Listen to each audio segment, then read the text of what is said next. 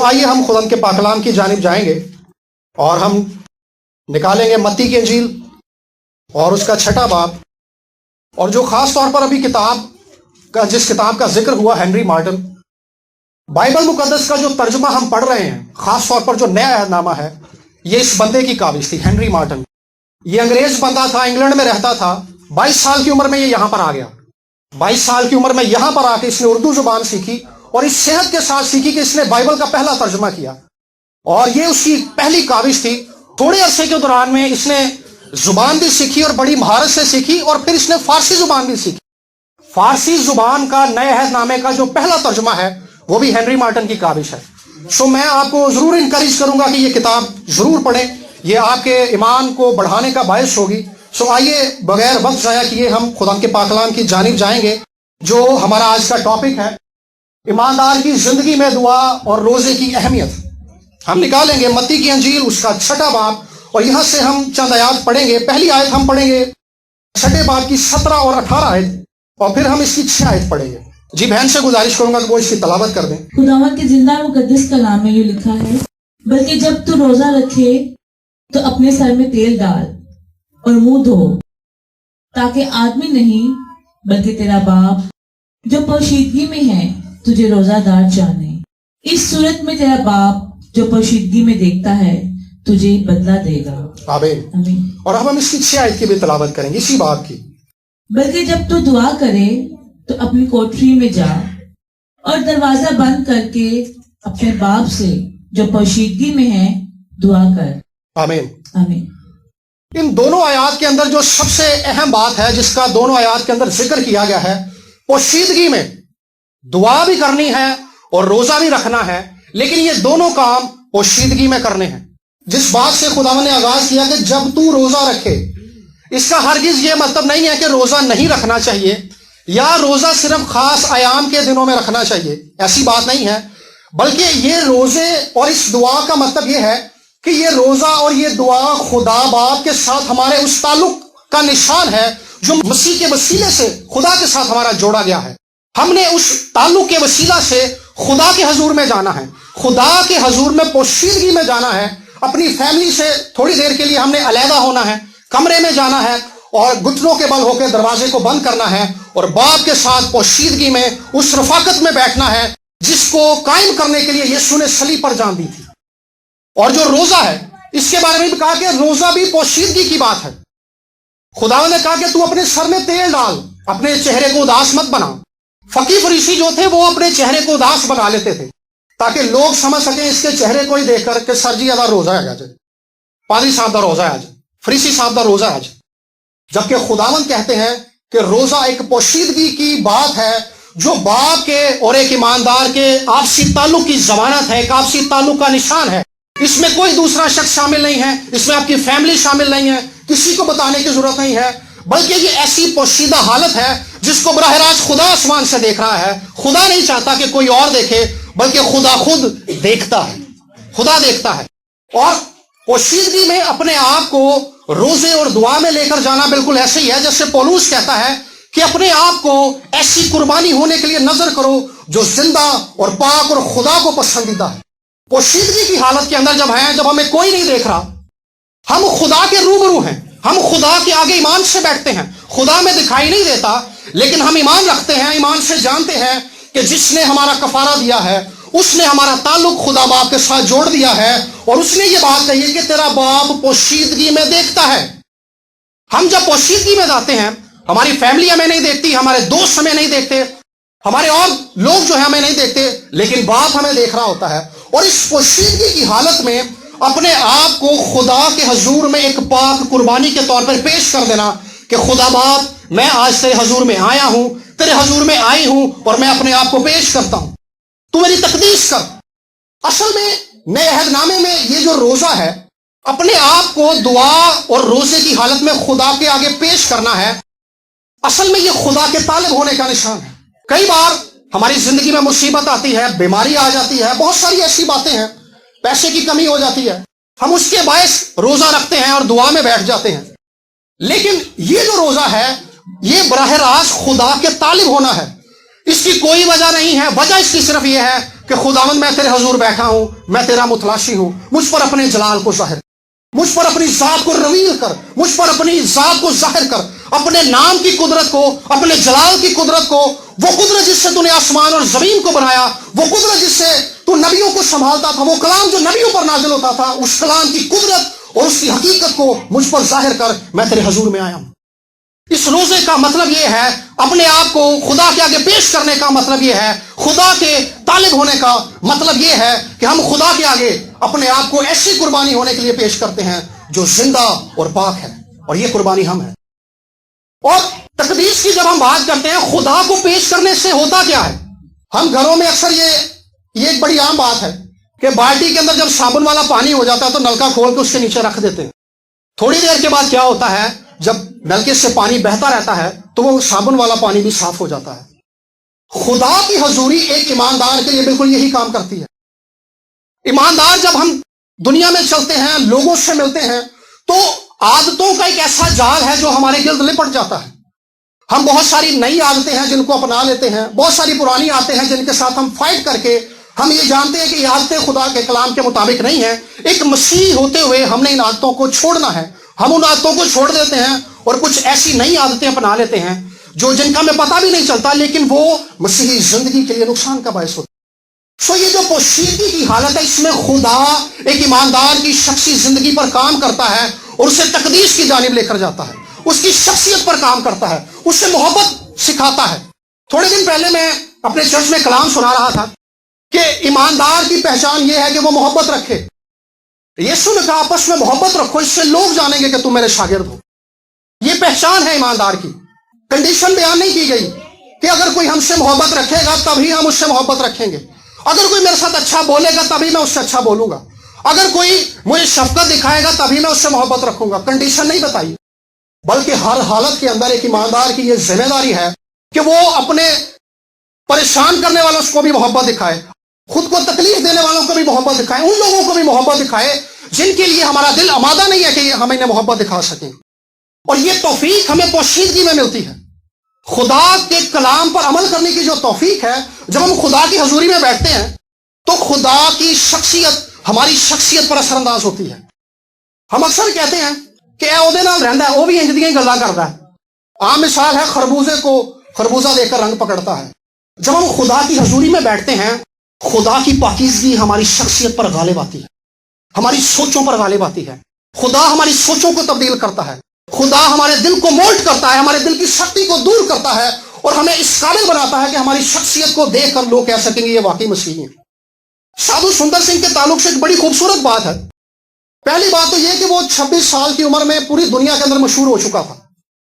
نہ وہ میڈیا کا زمانہ تھا, نہ وہ فیس بک کا زمانہ تھا, ٹویٹر بھی نہیں تھا, انٹرنیٹ بھی نہیں تھا, ٹی وی بھی نہیں تھا اس وقت, لیکن وہ پوری دنیا میں مشہور ہو چکا تھا. اس کی وجہ کیا تھی؟ وہ پوشیدگی میں گھنٹوں گھنٹے کئی دن روزے اور دعا میں بیٹھنے والا شخص تھا. اس کا خدا کے ساتھ ایک ایسا گہرا تعلق تھا جس کو لفظوں میں بیان نہیں کیا جا سکتا.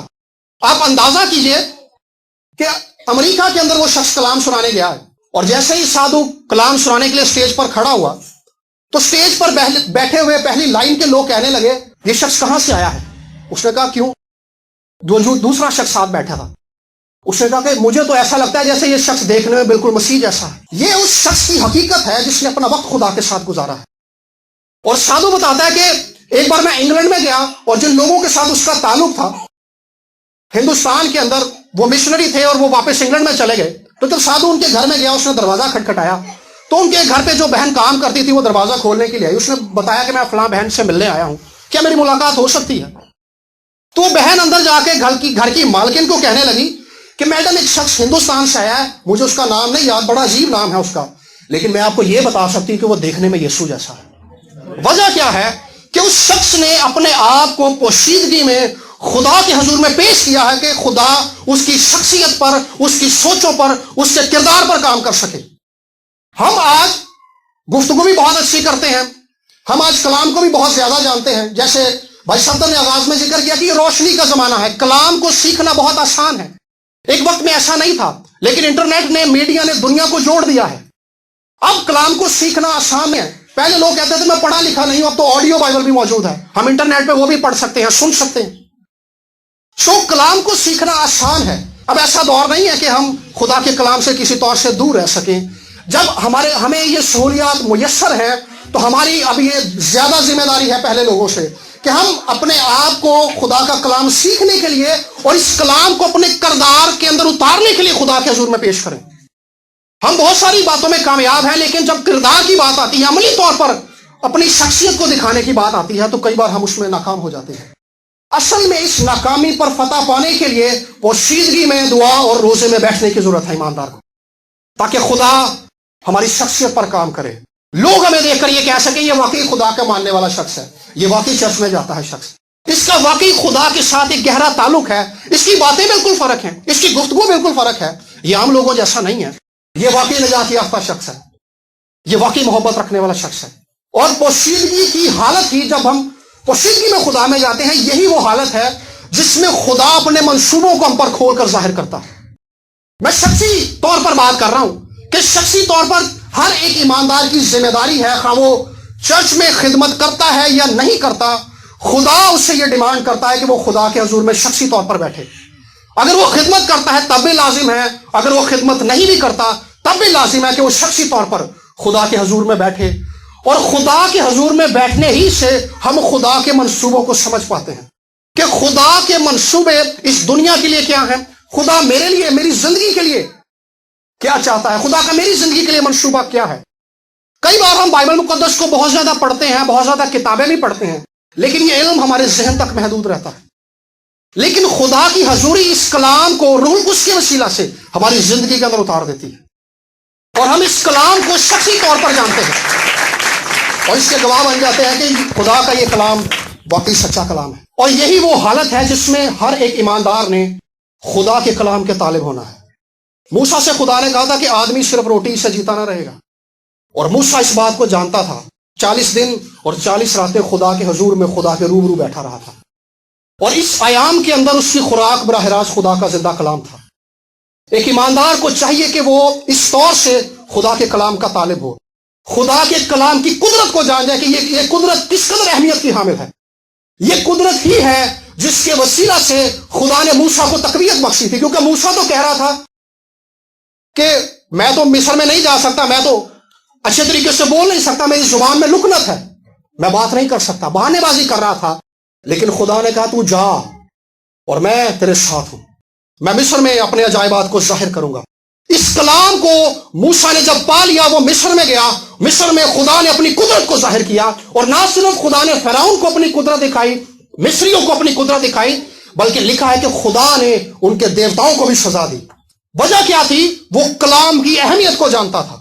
ایک مسیح ہوتے ہوئے ہم نے اس کلام کو شخصی طور پر جاننا ہے کہ یہ کلام جو ہمیں بخشا گیا ہے یہ اپنے اندر قدرت رکھتا ہے. لکھا ہے کہ میرا کلام بے تاثیر واپس نہیں لوٹتا، اس کے اندر قدرت ہے. یہ جب سنایا جاتا ہے، یہ جب زندگیوں میں قبول کیا جاتا ہے، تو اس کلام کی قدرت کے وسیلہ سے تبدیلی آتی ہے، حالات بدلتے ہیں، سوچیں بدلتی ہیں. پولس جیسا شخص جو کلیسیا کا مخالف ہوتا ہے وہ بدل جاتا ہے. یہ اس کلام کی قدرت ہے. ہم نے اس کلام کے اسی طور سے طالب ہونا ہے جیسے ایک بھوکا شخص روٹی کا طالب ہوتا ہے. اگر ہمارے اندر یہ بھوک اور یہ پیاس نہیں ہے تو ہم نے پھر سے خداوند کے حضور میں جانا ہے، روزہ رکھنا ہے، اپنے آپ کو خداوند کے حضور میں پیش کرنا ہے، پوشیدگی میں خدا کے حضور میں بیٹھنا ہے، اور خدا سے کہنا ہے کہ خداوند میری شخصیت پر کام، اپنے کلام کی قدرت کو مجھ پر ظاہر کر، اپنے کلام کی اہمیت کو مجھ پر ظاہر کر. ہماری زندگی فانی ہے، ہمارے لفظ فانی ہیں، لیکن خدا کا یہ کلام ابدی ہے، یہ ہمیشہ قائم رہنے والا ہے، یہ خالص ہے. جب ہم اس کلام سے واقف ہو جاتے ہیں تو ہماری زندگی دوسرے ایمانداروں کی زندگی سے بہت مختلف ہوتی ہے. ہمارے پاس یہ کتاب ہے اسٹال پر، جارج مولر اس شخص کا نام ہے. وہ شخص خدا کے کلام کی قدرت اور اس کی سچائی سے واقف تھا. میں بات کر رہا ہوں کہ جو شخص کلام کو اپنی زندگی میں لیتا ہے، جو شخص کلام کی اہمیت کو جانتا ہے، اس کی زندگی دوسروں سے کس قدر مختلف ہوتی ہے. اس شخص نے یہ ارادہ کیا کہ وہ 9000 یتیم بچوں کو پالے گا، اور 9000 یتیم بچوں کو پالنے کے لیے وہ کسی سے پیسے نہیں مانگے گا. 9000 یتیم بچوں کو پالنے کا مطلب یہ ہے کہ ان کے سردیوں کے کپڑے، ان کی گرمیوں کے کپڑے، ان کے پڑھائی کا خرچ، ان کی ادویات کا خرچ، اور جو بھی ان کا علاج اور معالجے کا خرچہ ہے وہ سارا اس نے سنبھالنا ہے. لیکن پیسے اس نے کسی سے نہیں مانگ لے، کیونکہ اس نے خدا کے کلام میں پڑھ لیا تھا کہ خدا کا یہ کلام سچا ہے اور خدا ہر حالت کے اندر اپنے لوگوں کے ساتھ رہتا ہے. اور وہ بتاتا ہے کہ ایک دن کیا ہوا کہ میرا اسسٹنٹ میرے پاس آیا اور کہنے لگا کہ سر صبح بچوں کے ناشتے کے لیے ہمارے پاس کچھ نہیں ہے. تو کہنے لگا کہ میں نے خدا کے کلام کو پڑھا ہے, خدا ہمیں چھوڑے گا نہیں. یسوع نے کہا کہ میں دنیا کے آخر تک ہمیشہ تمہارے ساتھ. اس نے کہا کہ بھائی جا کر سو جاؤ. اور صبح ہوئی, بچے ٹیبل پر آ کر بیٹھ گئے. 9000 بچے بیٹھ گئے اور کھانے کے لیے کچھ نہیں ہے. اس نے بچوں سے کہا آؤ بچوں, ہم اس روٹی کے لیے شکر گزاری کریں جو خدا نے ہمیں دے دی ہے جبکہ کچھ نہیں ہے. بچوں نے شکر گزاری کی, دعا کی, آمین ہوا. دروازے پر دستک ہوئی, بندہ باہر دیکھنے گیا اور وہ شخص کہنے لگا کہ سر رات کو خواب میں خداوند کا فرشتہ مجھ پہ ظاہر ہوا ہے اور اس نے مجھے کہا کہ جارج مولر کے بچوں کے پاس کھانے کے لیے کچھ نہیں ہے, ان کے لیے روٹی بنانا شروع کر. اس نے کہا رات 2 بجے سے اب تک میں روٹی بنا رہا ہوں. وہ شخص جس کا توکل خداوند پر ہے, جو خدا کے کلام کی حقیقت اور سچائی کو جانتا ہے, وہ ایک مختلف زندگی گزارتا ہے. روٹی آ گئی. اب جارج مولر کہنے لگا کہ بیٹا اب آپ سب اس دودھ کے لیے بھی شکر گزاری کریں جو آپ ہر روز ناشتے میں پیتے ہیں. بچوں نے ان کے لیے بھی شکر گزاری کی. دروازے پہ پھر سے دستک ہوئی. ایک شخص آیا, اس نے کہا جی میں دودھ کی گاڑی یہاں سے لے کر جا رہا تھا, میری گاڑی خراب ہو گئی ہے, تو مکینک کی دکان یہاں سے اتنی دور ہے کہ مجھے دوپہر لگ جائے گی, تب تک دودھ خراب ہو جائے گا. تو میرے دل میں آیا کہ یہ سارا دودھ جو ہے یہ میں آپ لوگوں کو دے دوں. یہ ان لوگوں کی زندگی کی روداد ہے جنہوں نے اپنی زندگی میں کلام کی حقیقت کو جان لیا تھا. آدمی صرف روٹی سے جیتا نہ رہے گا. اگر ہم میں سے کوئی ایسا ہے جس کے اندر یہ تڑپ ختم ہو گئی ہے کلام کو پڑھنے اور کلام کو پانے اور کلام کو قبول کرنے اور کلام پر ایمان رکھنے کی خواہش اس کے اندر ختم ہو گئی ہے, یہ بالکل ایسے ہی ہے جیسے جب بندہ بیمار ہو جاتا ہے تو اس کو بھوک لگنی ختم ہو جاتی ہے. تو یہ وقت ہے کہ ہم دعا اور روزے کے وسیلہ سے خدا کے حضور میں بیٹھیں اور اس سے کہیں کہ خداوند میری شخصیت پر کام کر, مجھے مسیح کی مانی ڈھالنا شروع کر, میرے دل کو مسیح کی مانی ڈھالنا شروع کر, میرے دل کو اپنی حضوری سے بھر, مجھے اپنے پاک روح سے بھرنا شروع کر, تاکہ لوگ میرے چال چلن کے وسیلہ سے, میری گفتگو کے وسیلہ سے تیرے نام کو عزت اور جلال دے سکیں. ایک اور شخص تھا جان ہائیڈ, یہ بھی کتاب آپ کو یہاں سے ملے گی. وہ بھی شخص ایسا ہی تھا اور سیالکوٹ کنونشن کا بانی وہ شخص ہے. اور جب اس نے سیالکوٹ کنونشن کی بنیاد رکھی تو 30 دن تک وہ شخص جو تھا دعا اور روزے کے اندر بیٹھا رہا. اس کا خادم جو اس کے لیے کھانا بناتا تھا, وہ کہتا ہے کہ جب میں جان ہائیڈ کے پاس جاتا تھا رات کا کھانا لے کر, تو جان ہائیڈ گھٹنوں کے بل دعا کر رہا ہوتا تھا.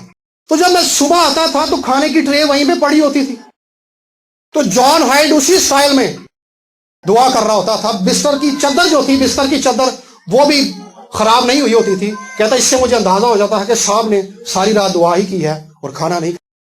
یہ وہ لگن ہے جو ایک ایماندار کے اندر ہونی چاہیے, جس کے لیے یسوع نے آپ کے لیے کفارہ دیا ہے کہ ہم شدت کے ساتھ خدا کی حضوری میں بیٹھیں. ہمارے اندر یہ پیاس ہو, ہمارے اندر یہ تڑپ ہو کہ ہم خدا کی حضوری میں بیٹھنا چاہتے ہیں. اور ایک بڑا خاص کام جس کے لیے یسوع زمین پر آئے تھے, یسوع زمین پر اسی لیے آئے تھے کہ وہ اپنی جان صلیب پر دے دیں, اور اپنی جان اس لیے دیں تاکہ ہم اس کے مار کھانے کے وسیلہ سے, اس کے دکھ سہنے کے وسیلہ سے, اس کی صلیبی موت کے وسیلہ سے ہمیں گناہوں کی معافی مل جائے اور اس کے جی اٹھنے کے وسیلہ سے ہم راست باز ٹھہرائے جائیں. اور کفارے کا یہ کام بھی یسوع نے روزے کی حالت کے اندر کیا تھا. گتسمنی میں یسوع نے دعا کی ہے, اس سے پہلے فسح کھائی ہے یسوع نے, اور اس کے بعد ساری رات یسوع بھوکے رہے ہیں. اور اگلے دن جب یسوع کو پیاس لگی ہے, ظلم ہوتا رہا ہے, عدالت ہوتی رہی ہے, مخالفت ہوتی رہی ہے, ستایا جاتا رہا ہے, وہ ایسی حالت تھی جو کرب اور دکھ اور مصیبت اور ظلم کی حالت تھی. اس حالت کو خدا یسوع مسیح نے روزے کی حالت کے اندر گزارا ہے. اور جب اسے پیاس لگی, اس نے کہا میں پیاسا ہوں, تو انہوں نے اسے اندرائن پلایا, اسے سرکہ پلایا. ایک اہم کام جس کے لیے یسوع زمین پر آیا تھا, یسوع نے اس کا آغاز دعا روزے سے کیا تھا.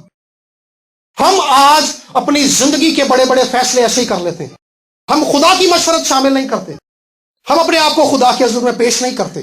آج میرے عزیزوں یہ وقت ہے کہ ہم ایک بار پھر سے اپنی زندگیوں کو چیک کریں اور خدا کے حضور میں پوشیدگی میں بیٹھنے کے لیے عہد کریں.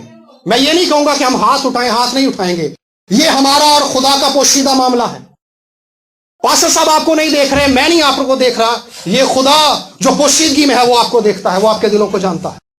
یہ ہم نے شخصی روزے کی بات کی. میں چاہتا ہوں کہ ہم کچھ دیر کے لیے اب اجتماعی روزے کی بھی بات کریں کہ اجتماعی روزہ کیا ہے, وہ کس طرح سے ایک ایماندار کی زندگی پر اثر انداز ہوتا ہے. ایک حوالہ دیکھیں گے اس کے لیے, اعمال کی کتاب اس کا 13 باب اور اس کی آیت نمبر 2 سے 3.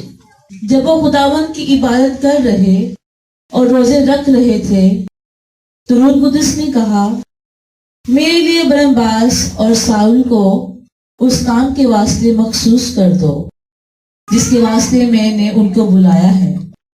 تب انہوں نے روزہ رکھ کر اور دعا کر کے اور ان پر ہاتھ رکھ کر انہیں رخصت کیا. آمین. کیا ہے, ابتدائی کلیسیا جو ہے یہ دعا میں بیٹھی ہوئی ہے. ساری کلیسیا نے روزہ رکھا ہے. جو بزرگ ہیں کلیسیا کے, رسول ہیں, انہوں نے روزہ رکھا ہے. اس دن ساری کلیسیا اور سب لوگ جو ہے روزے کی اور دعا کی حالت کے اندر ہے. اور اس حالت کے اندر جب وہ بیٹھے ہوئے ہیں, روح القدس نے ان سے کلام کیا ہے کہ میرے لیے شاؤل اور برناباس کو مسح کر دو جس کام کے لیے میں نے انہیں بلایا ہے. جیسے میں نے عرض کی کہ یہی وہ حالت ہے جس میں خدا اپنے منصوبوں کو ہم پر ظاہر کرتا ہے, اور یہی وہ حالت ہے جس کے اندر خدا کا پاک روح ہم سے ہم کلام ہوتا ہے. خدا کا پاک روح اس دن ابتدائی کلیسیا کے بزرگوں سے ہم کلام ہوا کہ میرے لیے شاؤل اور برناباس کو مسح کر دو. اور یہ جو اجتماعی روزے کا جو کانسیپٹ ہے یہ یہودیوں کے پاس پہلے سے موجود تھا. ایسا نہیں ہے کہ یہ ابتدائی کلیسیا نے خود سے ڈالا ہے. یہ خدا یسوع کی یہ تعلیم تو ہمارے ان کے پاس تھی جس کو ہم نے تلاوت کیا متی کی انجیل سے. اس کے ساتھ ساتھ ان کے پاس پرانے عہد نامے کی بھی تعلیمات موجود تھیں جن کے اندر اجتماعی روزے کا کانسیپٹ موجود تھا. میں یہ حوالے صرف بول دیتا ہوں. ایک روزہ تھا جو وہ یوم کفارہ پر رکھتے تھے. احبار کی کتاب کے اندر اس کا ذکر ہے. احبار کی کتاب 16 باب کی 29 سے 30 آیت کے اندر, ہم پڑھیں گے نہیں. اس دن کیا ہوتا تھا, کاہن خون لے کر پاک ترین مقام کے اندر جاتا تھا اور ساری قوم باہر بیٹھ کر روزے کی حالت میں خدا کے حضور میں عاجزی کرتی تھی اور دعا کی حالت کے اندر خدا کے حضور میں رحم کی اپیل کرتی تھی کہ خدا ہم پر رحم فرمائے. اور یہی وہ حالت تھی جس کا ہم آگے بھی ذکر پڑھتے ہیں. اگر سیموئیل کی پہلی کتاب کو پڑھیں 7 باب کی 6 آیت کے اندر بھی اسی روزے کا ذکر ہے. اسی طرح کا یہ روزہ ہے جو ماتم کی حالت کے اندر خدا کے آگے رکھا جاتا ہے, توبہ کے لیے خدا کے حضور میں رکھا جاتا ہے. اور یرمیہ کی کتاب 36 باب کی 9 آیت کے اندر بھی اسی قسم کا روزہ ہے کہ ایماندار اور ساری قوم جو ہے اپنے آپ کو خدا کے حضور میں معافی کے لیے, گناہوں کی معافی کے لیے, ماتم کے لیے خدا کے حضور میں عاجز کرتے تھے اور اقرار کرتے تھے کہ ہم گناہگار ہیں اور ہم تیرے حضور سے توبہ کے طالب ہیں, ہمیں معاف فرما. اور جو نینوا کے لوگوں نے 40 دن اور 40 رات کا روزہ رکھا تھا وہ بھی اسی قسم کا روزہ تھا.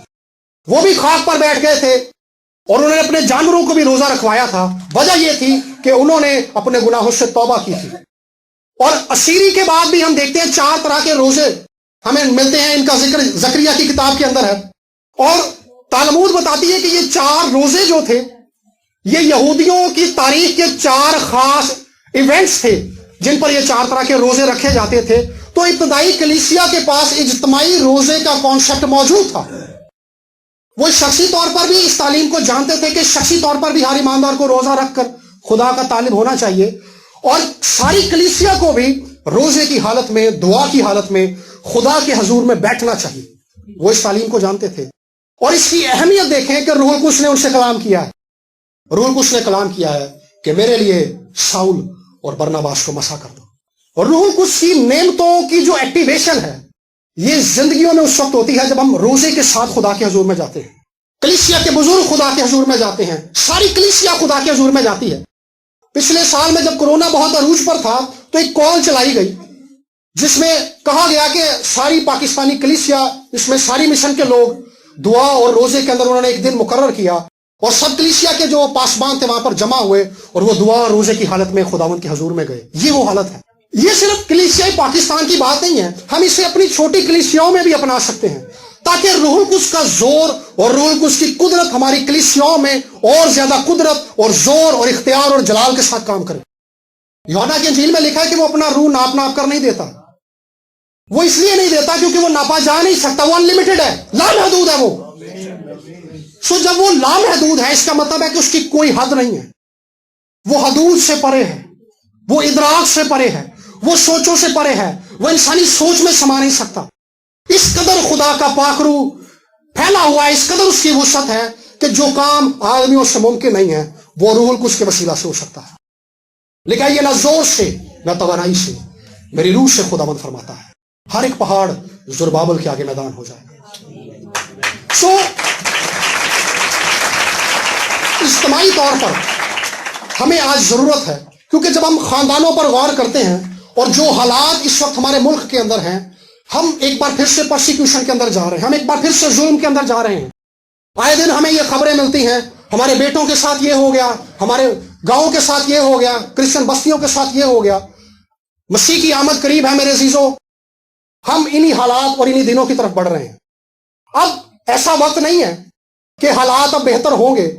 लिखा है कि यीशु ने कहा था कि ये बातें मुसीबतों का शुरू होंगी। सो ये वो हालत है जिसमें हमने अपने आप को मजबूत करना है दुआ और रोजे की हालत के अंदर, ताकि जब हम पर जुल्म हो तो ये बिल्कुल वैसी ही हालत हो जैसी खरूज की किताब में लिखा है कि वो जितना ही सताए वो उतना ही फैल गए, उतना ही फैल गए। और ये रूहुल कुद्स की कुदरत के वसीला से होगा। रूहुल कुद्स की कुदरत क्या करती है? कलाम के अंदर ऐसी तासीर पैदा करती है। लिखा है अमाल की किताब के अंदर कि जब पतरस ने उनसे कलाम किया ईद पेंतीकोस्त के दिन, तो उनके दिलों पर चोट लगी। ये रूहुल कुद्स की कुदरत के वसीला से होता है। सो ये वो हालत है जिसमें हमें शख्सी तौर पर, कलीसियाई तौर पर और खानदानी तौर पर खुदा के हुजूर में दुआ और रोजे में बैठने की जरूरत है, ताकि जब इस किस्म के हालात हमारे साथ हमें पेश आए तो हम अपने ईमान से हट ना जाएं, हम अपने ईमान पर कायम रहें और हम इब्लीस का मुकाबला कर सकें। और मुकाबला करने के लिए हमारे अंदर ईमान मौजूद हो, हम दुआ और रोजे की हालत में उसका मुकाबला कर सकें। सो जो हालात हमारे दरपेश हैं, अगर हम मीडिया की बात करें तो मीडिया हम नौजवानों को ऐसी राह की तरफ लेकर जा रहा है जो खुदा से दूर लेकर जाती है।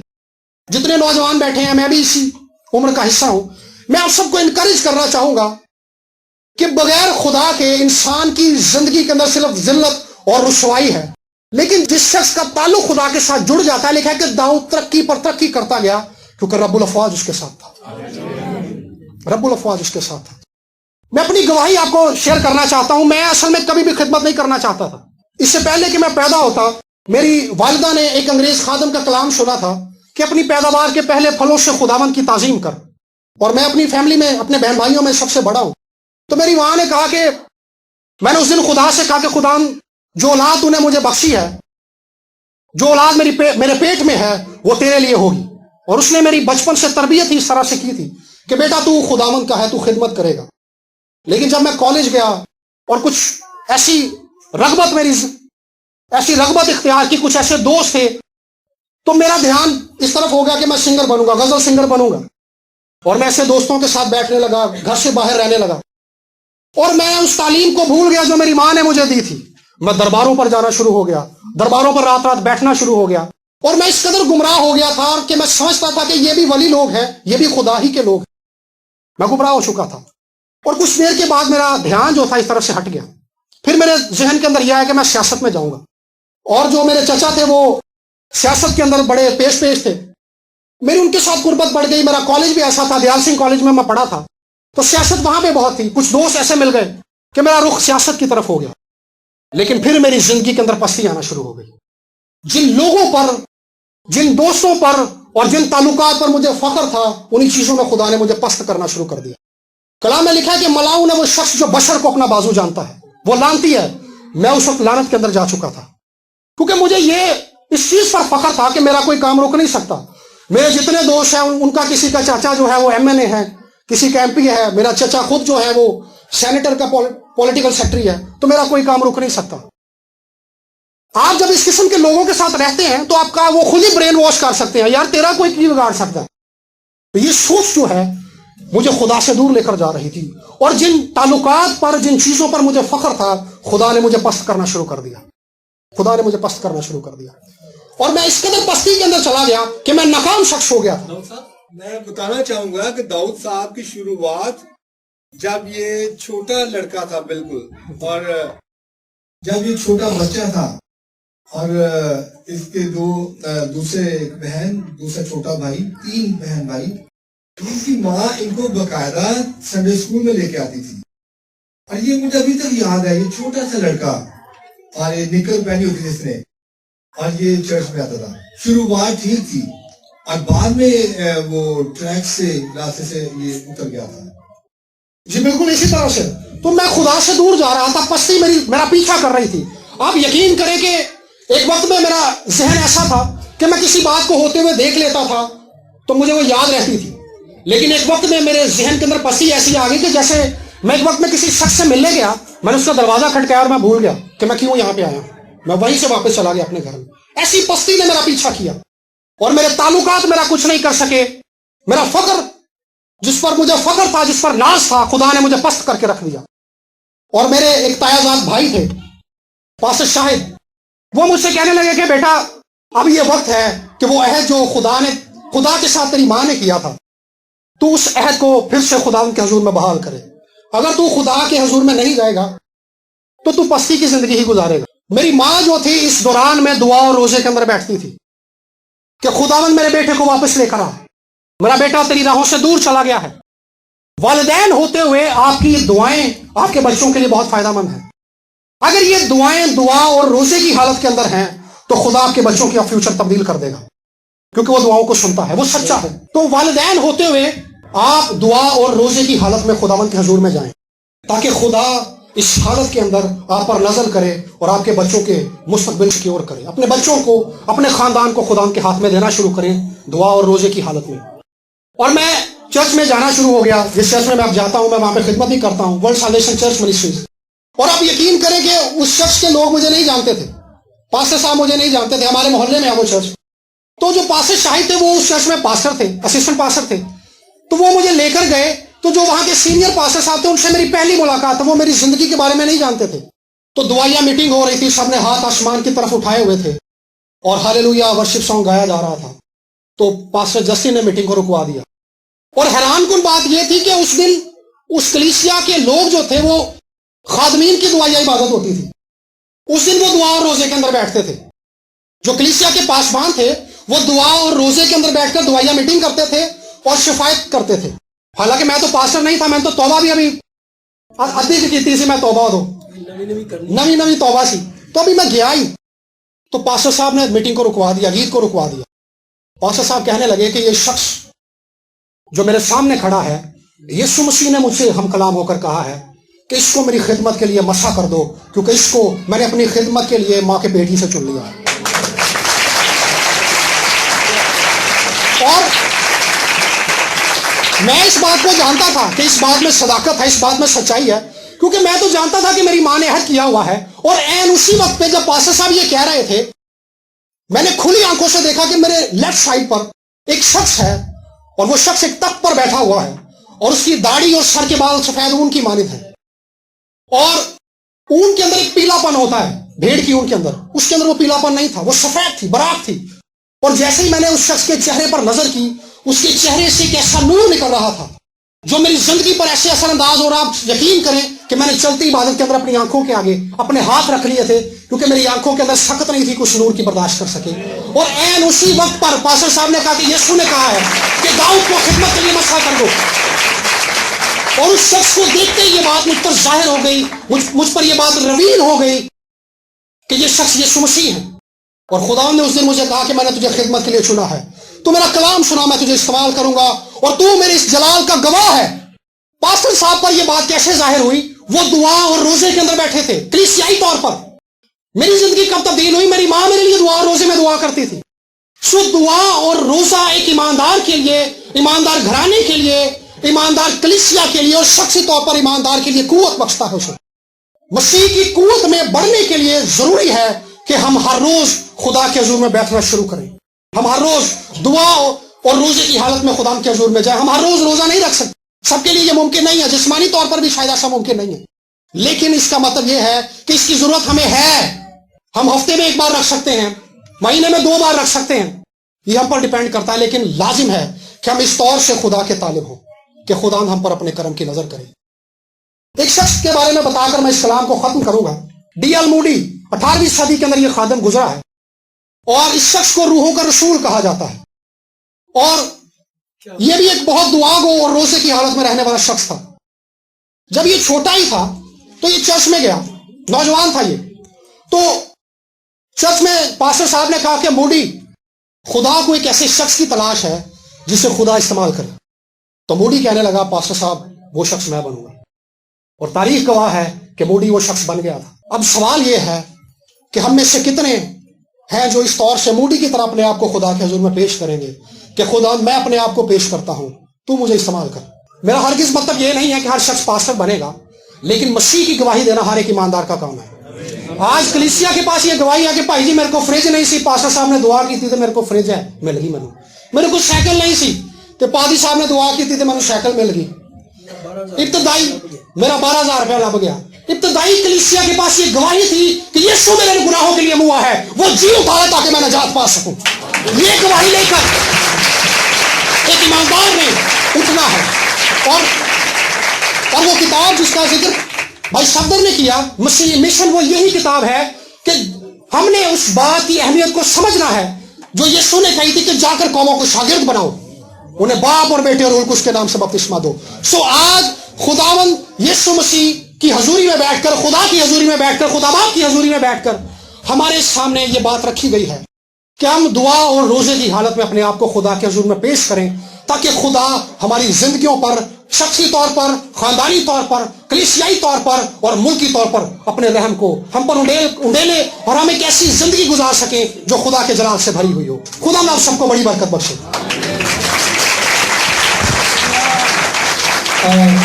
آئیے زوردار تعریف کریں.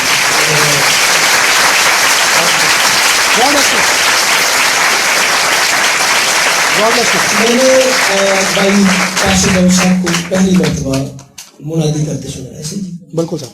اب میں آپ کو بتاتا ہوں جن دو شخص کا انہوں نے نام لیا ہے خدا کے خادموں کا, جارج مولر